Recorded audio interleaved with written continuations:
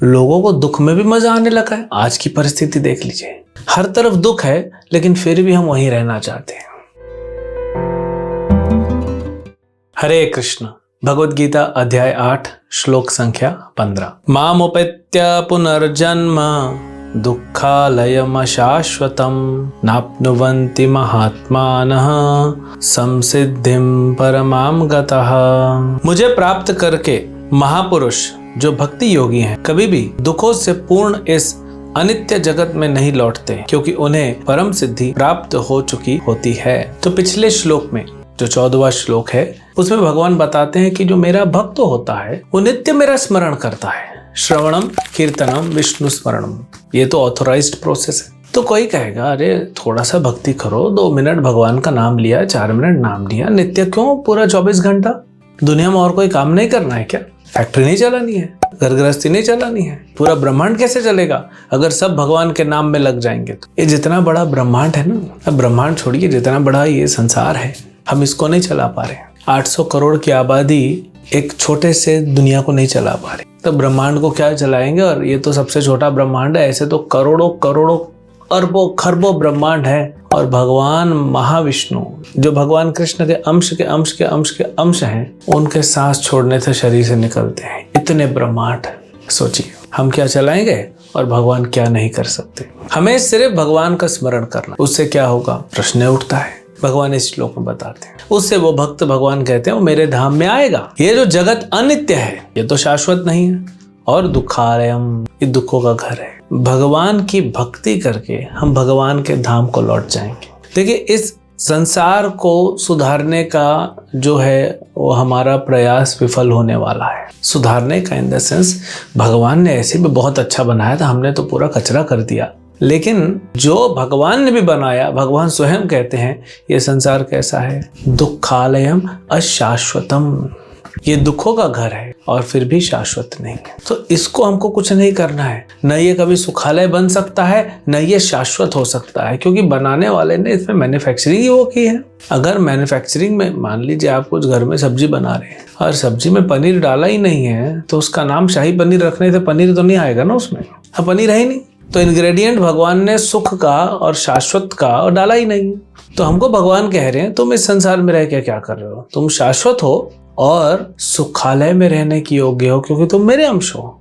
तो कौन नहीं रहना चाहेगा सुख और आनंद के जीवन? कौन नहीं ऐसी जगह रहना चाहेगा जहाँ सब कुछ जो है अच्छे से चल रहा हो, जहाँ बदलाव ना हो? यहाँ पे आप एक नई गाड़ी खरीदते हैं, 1 साल 2 साल में पुरानी हो जाती है। आपकी मोबाइल 1-2 महीने में पुरानी हो जाती है, हर चीज पुरानी होती है। लेकिन भगवान के जगत में ऐसा नहीं होता। भगवान बोल रहे हैं वहीं पे वापस आ जाओ। भगवान के जो भक्त हैं वो उस जगत में जाना चाहते हैं और कभी यहाँ लौट के नहीं आते। फिर भगवान कहते हैं वापस आना नहीं पड़ेगा। एक बार नारद मुनि एक गांव से गुजर रहे थे, तो उन्होंने देखा कि एक गांव के जो लोग हैं ये सब लगे हुए हैं संसारी काम में। अरे कब मुक्ति के लिए प्रयास करेंगे, कब भक्ति करेंगे? तो नारद मुनि को दया आ गई। अब नारद मुनि भगवान के महान भक्त हैं, उनके पास अधिकार है, किसी को भी उठा के इस जगत से उस जगत ले जा सकते हैं, उनके पास अधिकार है। तो उन्होंने कहा देखो भाई मैं वैकुंठ जा रहा हूँ, जहाँ कुंठा मतलब जहाँ पे दुख नहीं है, उस वैकुंठ लोक को मैं जा रहा हूँ। तुम लोग को किसी को चलना है? कोई ध्यान ही नहीं देता है। मोची अपना जूता सिलने में लगा हुआ है, टेलर अपना कपड़ा सिलने में लगा है, हलवाई अपनी मिठाई बनाने में लगा है, लोग आने जाने में लगे हुए, कोई नारद मुनि की बात को ध्यान ही नहीं दे रहा है। तो नारद मुनि ने कहा भाई क्या चल रहा है? लोगों को दुख में भी मजा आने लगा है। आज की परिस्थिति देख लीजिए, हर तरफ दुख है लेकिन फिर भी हम वहीं रहना चाहते हैं। ये स्थिति तो हम आज ही देख रहे हैं। तो कोई नहीं, नारद मुनि ने दूसरी बार बोला, तीसरी बार बोला, कोई ध्यान नहीं दे रहा। फिर एक बूढ़ा से व्यक्ति बोला, अखबार पढ़ रहा था। बोले नारद मुनि क्या बोल रहे हैं आप? बोले भाई मैं वैकुंठ जा रहा हूँ, चलना है क्या? तो ये व्यक्ति पूछता है वापस कब आना है? नारद मुनि बोलते अरे मूर्ख, भगवान के उस धाम में जाके वापस क्यों आना चाहोगे? तो बोले नहीं जाना है, शाम को मेरे को घर जाना है। तो हम इतना आसक्त हैं इस संसार में, लेकिन ये घर हमारा नहीं है, ये संसार हमारा नहीं है, ये तो जेल की तरह है। हमको अपने घर जाना है। कैसे?